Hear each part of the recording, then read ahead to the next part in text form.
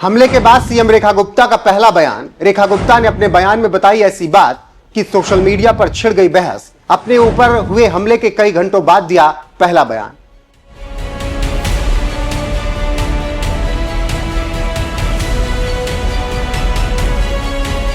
स्वागत है आप सभी का। आप देख रहे हैं न्यूज एक्सप्रेस, मैं हूं आपके साथ रोहित। दिल्ली की सीएम रेखा गुप्ता पर जनसुनवाई के दौरान एक शख्स ने हमला कर दिया। यह शख्स गुजरात के राजकोट का रहने वाला है और इसकी पहचान राजेश भाई खिमजी सकारिया के रूप में हुई। हालांकि आरोपी को पुलिस ने गिरफ्तार कर लिया है और पूछताछ भी जारी है। वहीं हमले के कई घंटों बाद अब रेखा गुप्ता का बयान भी आया और सीएम रेखा गुप्ता ने ऐसी बात बताई कि सोशल मीडिया पर चर्चा का विषय बन गया। तो चलिए आपको रेखा गुप्ता के बयान के बारे में विस्तार से बताते हैं। दिल्ली की सीएम रेखा गुप्ता, जो सिर्फ सीएम ही नहीं बल्कि दिल्ली नगर निगम की मेयर भी हैं, इनके ऊपर दोपहर को जनता दरबार के दौरान गुजरात के रहने वाले एक शख्स ने हमला कर दिया। शुरुआती खबरों में कहा गया कि हमलावर ने सीएम रेखा गुप्ता को थप्पड़ मारा, लेकिन दिल्ली बीजेपी अध्यक्ष वीरेंद्र सचदेवा ने बताया कि हमलावर ने रेखा गुप्ता का हाथ पकड़कर खींचने की कोशिश की, जिसके कारण धक्का मुक्की हुई और रेखा गुप्ता को चोट भी आई, जिसके बाद उन्हें इलाज के लिए अस्पताल ले जाया गया। हालांकि इस मामले के बाद बीजेपी से लेकर आम आदमी पार्टी ने भी इसका विरोध किया और कड़ा ऐतराज जताया। सबको रेखा गुप्ता के सेहत की चिंता थी। वहीं रेखा गुप्ता इस हमले के बाद खामोश थी, लेकिन कई घंटों के बाद अब रेखा गुप्ता ने इस पर अपनी पहली प्रतिक्रिया दी है।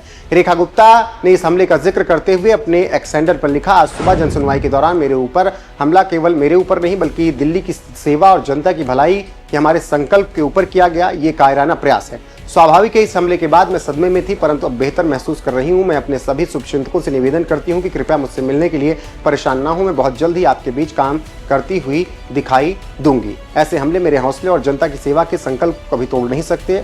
अब मैं पहले से कहीं अधिक ऊर्जा और समर्पण के साथ आपके बीच रहूंगी। जनसुनवाई और जनता की समस्याओं का समाधान पहले की तरह ही गंभीरता और प्रतिबद्धता के साथ जारी रहेगा।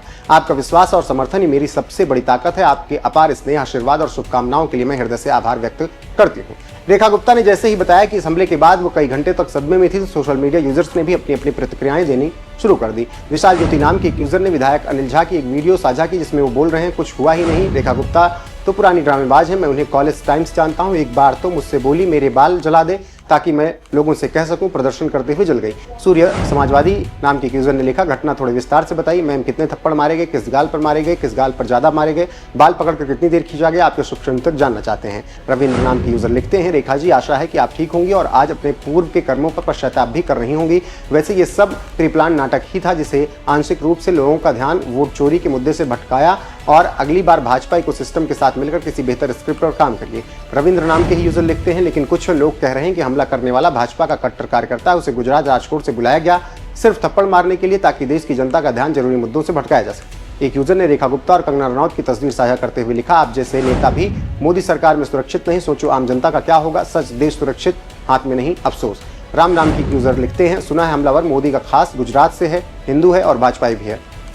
तो हमले के बाद रेखा गुप्ता की पहली प्रतिक्रिया आई और लोग सोशल मीडिया पर इस तरीके के कमेंट कर रहे हैं। कोई हमलावर को बीजेपी का कट्टर कार्यकर्ता बता रहा है, तो कोई इस हमले को ड्रामेबाजी बता रहा है। वैसे आपका क्या कुछ कहना है, इस पूरी खबर पर कमेंट में जरूर बताएं। बने रहें हमारे साथ। नमस्कार।